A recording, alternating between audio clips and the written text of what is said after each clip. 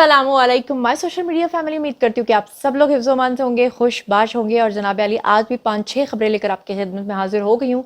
और चलिए जनाब शुरू करते हैं पहले पॉइंट से। तो सबसे पहला जो पॉइंट है वो आज की सबसे बड़ी खुशखबरी है। जैसा कि आप लोग जानते हैं कि अल कादिर यूनिवर्सिटी केस यानी कि 190 मिलियन पाउंड का जो मसला है, उसमें 3 लोग जो हैं वो बराह रास्त इन्वॉल्व थे। वैसे तो 5-6 लोग थे, लेकिन जो बराह रास्त 3 लोग थे उनमें सबसे पहला जो नाम आता है वो बिजनेस टाइकून मलिक रियाज का आता है।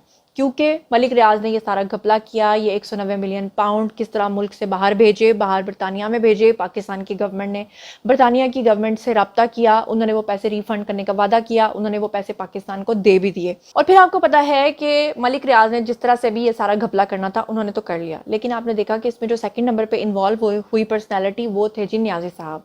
अब न्याजी साहब जो हैं वो इसमें जब इन्वॉल्व हुए, उन्होंने जो जो कुछ किया, किस तरह उन्होंने कैबिनेट के अंदर जो है वो बहस नहीं होने दी, किस तरह से उन्होंने ये सारी चीज़ें अप्रूव करवा ली। और इसके बारे में फैसल वाउडा अपनी जगह बयान दे चुके हैं, फवाद चौधरी अपनी जगह बयान दे चुके हैं, शेख रशीद भी बयान दे चुके हैं, सब लोग अपनी अपनी जगह बयान दे चुके हैं और पकड़े जा चुके हैं।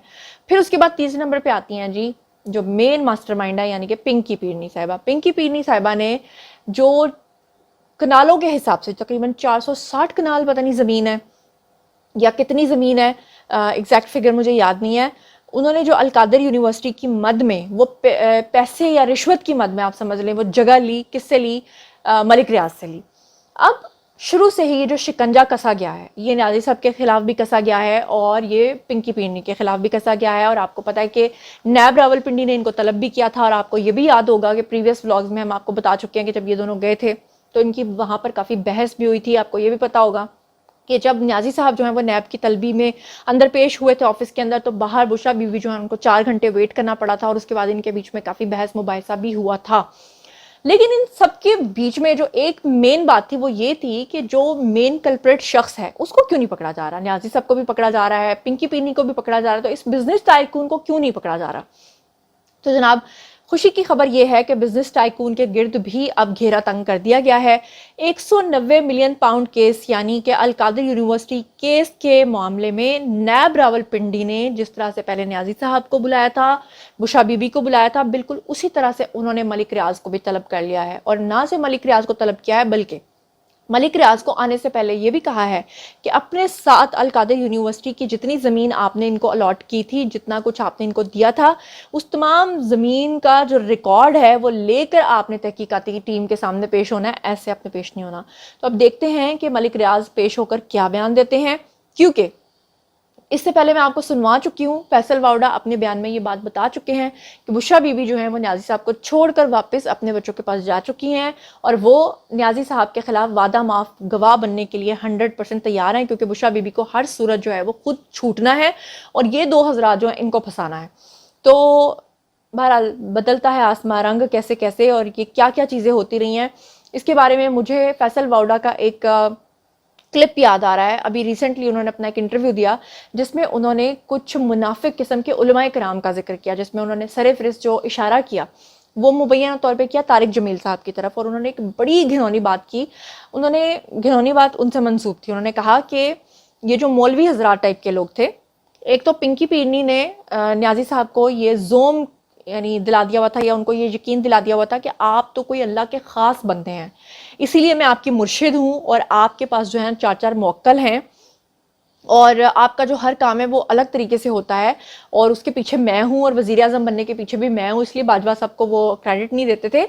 लेकिन ये जो मौलवी हज़रात आते थे, मतलब तारिक जमील टाइप के लोग, ये नाउज़ुबिल्लाह आकर उनको बोलते थे न्याजी साहब को कि मुझे पाक हस्तियों की ज़ियारत हुई है, यानी कि आप समझ जाएँ। अब मैं उनका नाम लेके मतलब इतने गंदे मामले में क्या बंदा पाक हस्तियों का नाम ले, पाक हस्तियों का नाम लेकर वो कहा करते थे कि मुझे ख्वाब में आज बिशारत हुई है कि पाक हस्ती ने ये कहा है तो आज आप ये कर दें, आज पाक हस्ती ने ये कहा है तो आज आप ये कर दें। यानी कि न्याजी साहब को किस कदर बेवकूफ़ बनाते रहे हैं ये मौलाना तारिक जमील टाइप के लोग। मैं चाहती हूँ कि आप फैसल वाउडा का ये बयान सुनिए। मैं उन मुनाफिक मौलवियों को भी जानता हूँ जो प्राइम मिनिस्टर के हाउस में, प्राइम मिनिस्टर के कमरे में आके इमरान खान साहब को ये कहते थे, मैं तो नाम भी नहीं ले सकता लेकिन इतने बड़े बड़े नाम ले कहते थे वो ख्वाब में आए हैं और उन्होंने आपके लिए मैसेज किया है। तो जब आदमी का दिमाग आप उधर ले जाएं तो फिर इंसान पागल ही हो जाता है। जी, तो आप लोगों ने सुना। اور فیصل واوڈا صاحب کیا کہہ رہے ہیں اور خود طارق جمیل صاحب کیا کر رہے ہیں. خود وہ کینیڈا میں سیٹل ہو چکے ہوئے ہیں. ابھی پچھلے دنوں ان کی انل مسرت کے ساتھ جو ہے وہ خفیہ ملاقات بھی ہوئی ہے لنڈن کے بیچ میں, اور آپ کو یہ بھی پتا ہوگا کہ وہاں پر لنڈن میں بھی پلانز بنائے جا رہے ہیں. مولانا طارق جمیل پتہ نہیں آنے والے دنوں میں کیا کرنے جا رہے ہیں, وہ کس کے ایجنٹ تھے, وہ کس کے کہنے پر کیا کرنے کی کوشش کر رہے تھے, اور خود اب وہ حوروں کی اقسام کے بارے میں بتا رہے ہیں, اور حوروں کے بارے میں جس طرح کی گندی ڈیٹیلز وہ بتا رہے ہیں میں اپنے منہ سے بھی نہیں بتا سکتی, آپ خود ہی سن لیجیے. پردہ ہے, وہ پردہ ایسے ایسے ہٹے گا, ایسے ایسے ہٹے گا, ایسے ایسے ایسے ایسے. جو ہی پردہ ہٹے گا تو ایک اور جنت اس کے سامنے کھل جائے گی, اور سامنے تخت پر ایک لڑکی یوں کر کے بیٹھی ہوئی ہوگی.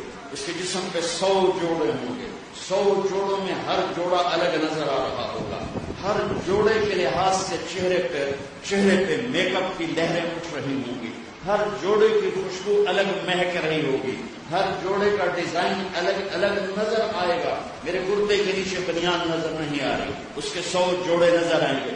100 جوڑوں کے پیچھے اس کا پورا جسم دیکھے گا, اور جب اس پر پہلی نظر پڑے گی تو اس کی آنکھیں پھٹ جائیں گی, اور وہیں سٹن ایسے ہو کر کتنی دیر دیکھے گا بھائی؟ 40 سال بیٹھ کے دیکھتا رہ گیا. جی, تو اب چلتے ہیں اگلے پوائنٹ کی طرف. تو اگلا پوائنٹ میں آپ کو بتا دوں کہ جو جنرل عاصم منیر ہے, آپ کو پتہ ہے کہ ہمارے پاکستان کی 75 سالہ تاریخ میں آج تک یہ ہوا ہے کہ جب بھی کوئی آرمی چیف بنتے ہیں تو سب سے پہلا جو ان کا دورہ ہوتا ہے آفیشلی وہ امریکہ کا ہوتا ہے, اور امریکہ جو ہے وہ آگے سے بتاتا ہے کہ ڈو مور کرنا ہے, کتنا کرنا ہے, کیسے کرنا ہے, کب کرنا ہے. لیکن پاکستان کی 75 سالہ تاریخ میں پہلی بار ایسا ہوا ہے کہ جنرل عاصم منیر نے اپنی تاریخ کا جو پہلا آفیشل دورہ کیا وہ کہاں کا کیا, وہ امریکہ کا نہیں کیا بلکہ وہ چائنا کا کیا, اور چائنا کے گرد و نواح میں جو ممالک تھے ان کا دورہ کیا, جو کہ ایک بڑی خوش آئند بات تھی اور ایک کلیئر میسج تھا امریکہ کو کہ اگر آپ نے اس طرح ہی چلنا ہے تو پھر اینج ہی صحیح.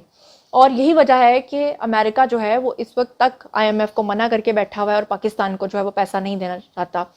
تو اب امریکہ, آپ کو پتہ ہے کہ بائیڈن جو ہے اس سے پہلے پاکستان کے خلاف جو جوہری ہتھیار ہیں ان کے بارے میں بھی بات کر چکا ہے. ابھی تھوڑے دن پہلے کی بات ہے, یہ 1 یا 2 دن پہلے کی بات ہے. IMF کی جو ہیڈ ہے ان سے ملاقات کی ہے شہباز شریف صاحب نے, اور انہوں نے ان کو صاف بولا ہے کہ جناب ہم نے IMF کی تمام شرائط پوری کی ہیں پھر بھی ہمیں پیسے نہیں دیے جا رہے. تو بدلے میں پیسے کی بات کرنے کے بجائے الٹا IMF والوں نے ان سے یہ پوچھا شہباز شریف سے کہ اگر ہم آپ کو پیسے نہیں دیتے تو پھر آپ کا ملک ڈیفالٹ کر جائے گا. مطلب ان کو ڈیفالٹ کی پڑی ہوئی ہے, اور شہباز شریف نے کہا, اسحاق ڈار نے کہا کہ ڈیفالٹ نہیں کرے گا. تو اس پہ وہ آئیں بائیں شائیں کرنا شروع ہو گئی, یعنی کہ پیسوں کی کمٹمنٹ انہوں نے پھر بھی نہیں کی. اور ہمارے یہاں پہ کتنے گندے گندے لوگ ہیں جو تنگ کرتے ہیں جب اسحاق ڈار باہر نکلتے ہیں کہ سب کو پتہ ہے کہ IMF پیسے کیوں نہیں دے رہا. IMF کے ساتھ معاہدہ کس نے توڑا تھا؟ نیازی صاحب نے توڑا تھا. لیکن افسوس کی بات ہے کہ جو اس طرح کے لوگ ہوتے ہیں وہ اپنی مینٹیلٹی دکھانے سے باز تو آتے نہیں ہیں. اب جو مین پوائنٹ یہ ہے کہ اب امریکہ اپنا الائنس جو ہے وہ کرنے جا رہا ہے دوبارہ سے بھارت کے ساتھ گٹھ جوڑ کر رہا ہے. مودی نے وہاں پر وزٹ کیا امریکہ میں, اور وہاں پر جناب علی بائیڈن نے کیا کیا, بائیڈن نے مودی کے ساتھ مل کر پھر سے ایک جعلی بیانیہ بنایا اور کہا کہ پاکستان کو کارروائی کرنی چاہیے دہشت گردوں کے خلاف, اور اس کا جواب آرمی چیف جو ہے وہ اپنے طریقے سے دیں گے کیونکہ آرمی چیف وہاں کے دورے نہیں کر رہے ہیں, آرمی چیف امریکہ نہیں جا رہے ہیں. آرمی چیف جو ہیں وہ چائنا کے ساتھ, رشیا کے ساتھ مل کر تجارت کر رہے ہیں, اور شروع ہو چکی ہے, بارٹر سسٹم شروع ہو چکا ہے, LNG پاکستان میں آ چکی ہے, سب کچھ ہو رہا ہے. تو بہرحال لیکن کچھ اس طرح کے لوگ ہوتے ہیں جو انگلی کرنے والے لوگ ہوتے ہیں, باز نہیں آتے. انہی میں سے شمار ہوتا ہے ارشاد بھٹی صاحب کا ایک سرفہرست نام. وہ جس بھی پروگرام میں جاتے ہیں وہ اسی طرح اسی ٹرک کی بتی کے پیچھے لگ کے PDM کے اوپر بھی تنقید کرتے ہیں, حکومت کے اوپر بھی تنقید کرتے ہیں. لیکن مصدق ملک جو ہیں, ڈاکٹر مصدق ملک, انہوں نے جناب اچھی خاصی ان کی طبیعت صاف کر دی. انہوں نے کہا کہ بھٹی صاحب آپ کیا ہر ایک کو غدار کہتے رہتے ہیں, اور آپ کیا فضول باتیں کرتے رہتے ہیں, اور کیا یہ سب کچھ ہم ملک کے اندر نہیں کر کے آئے, بلکہ میں چاہتی ہوں کہ مصدق ملک نے کیا کہا آپ خود ہی سن لیجیے. یہ گفتگو کا ہی آپ جائزہ لے لیں. میں نے آپ کے پروگرام میں کئی دفعہ کہا ہے, آج تو کوئی وقت نہیں ہے. کیا اس ملک میں ہم نے جو گیس کا سرکولر ڈیٹ ہے وہ ختم نہیں کیا ہے؟ آپ عجیب و غریب باتیں کر رہے ہیں. پہلے آج سے 10 سال پہلے تو نہیں ہوا, تو ابھی یہ کیسے ہمارے اپنے جو کنویں ہیں ان کا سرکولر ڈیٹ ختم ہو گیا؟ یہ امیر اور غریب کا جو ہم نے اس کے بل ہیں وہ علیحدہ نہیں کیے, یہ سب 6-8 مہینے کے اندر ہوا ہے نا. رشیا سے تیل نہیں آیا, آذربائیجان سے کل ڈیل نہیں ہوئی سستی گیس آنے کی, ٹاپی کے اوپر معاہدہ آپ نے سائن ہوتے نہیں دیکھا. ابھی کیا اپروو نہیں ہوا ہے یہ ریفائنری کا پروجیکٹ؟ آپ ایسے ہوا میں ایک بات کر رہے ہیں, ہر ایک چور ہے, کسی کے بچے, آپ کے بچے جہاں ہیں وہیں پہ ہمارے بچے ہیں, کیا باتیں آپ کر رہے ہیں؟ جی تو آپ لوگوں نے دیکھا پرسنلی جو ہے وہ مجھے بڑے اچھے لگتے ہیں ارشاد بھٹی صاحب, ویسے بڑے سینسیبل آدمی ہیں, لیکن یہ جو یوتھیا ان کے اوپر تھوڑا سا آتا ہے نا فیز, بلکہ آتا نہیں, اکثر ہی ان کے اوپر ہوتا ہے, لیکن آج کل ان سے بولا نہیں جا رہا. یقین کریں جس طرح پہلے وہ ٹیلی ویژن پہ بیٹھ کے بات کیا کرتے تھے, اب وہ بات اس طرح سے نہیں کر پاتے. اب جناب یہ ٹکر کے لوگ ہیں نا, ان ٹکر کے لوگوں کا کوئی دین مان نہیں ہے. ابھی آپ نے کچھ دن پہلے دیکھا تھا کہ شام محمود قریشی کیا کہتے تھے کہ میں ہی پارٹی کو لیڈ کروں گا, پھر آپ نے ان کو بھاگتے دیکھا, اسد عمر کو آپ نے بھاگتے دیکھا, فواد چودھری کو آپ نے بھاگتے دیکھا, باقیوں کو آپ نے بھاگتے دیکھا. اور غلام سرور خان جو ہیں وہ بھی کیا کہہ رہے تھے ابھی تھوڑے دن پہلے, جب ان سے میزبان نے پوچھا کہ آپ نے پی ٹی آئی چھوڑی, تو انہوں نے کہا کہ پی ٹی آئی تو میرا گھر ہے, میں اس گھر کا مالک ہوں, اور اپنے گھر کے مالک جو اپنا گھر ہوتا ہے اس کو مالک کبھی چھوڑ کے جاتا ہے. اور پھر اس کے بعد انہوں نے کیا کہا خود ہی سن لیجئے. اور اسی قسم کی خبریں آپ کے حوالے سے بھی سوشل میڈیا پہ گردش کر رہی ہیں کہ آپ نے بھی پاکستان تحریک انصاف چھوڑنے کا فیصلہ کر لیا ہے. کیا اس بات پہ کوئی صداقت ہے؟ کیا یہ بات درست ہے؟ اس بات میں قطعاً کوئی صداقت نہیں ہے جی. تحریک انصاف میرا دوسرا گھر ہے, میرا سیاسی گھر ہے, اور میں کرایہ دار نہیں ہوں, میں اس گھر کا مالک ہوں. تو میں جماعت چھوڑ کے کہیں نہیں جا رہا. انہوں نے جی ایچ کیو پہ حملہ نہیں کیا, انہوں نے کورٹ ماڈل ہاؤس پہ حملہ نہیں کیا, انہوں نے پاکستان کے دل پہ حملہ کیا, پاکستانیت پر حملہ کیا. تو میں ان تمام ناپاک عزائم اور ناپاک اقدام کی بھرپور مذمت کرتا ہوں. میرا یہ مطالبہ ہے بحیثیت ایک محب وطن پاکستان میں کہ ایسے لوگوں کو قرار واقعی سزا ملنی چاہیے. تو جن لوگوں نے اداروں کے ساتھ معاذرائی کی. جی تو آپ لوگوں نے سنا, اب بندہ کیا کہے, مطلب ان کے بارے میں نا کوئی شعر ہونا چاہیے. چلو مجھے یاد آئے گا, تو ہاں مجھے ایک شعر یاد آیا.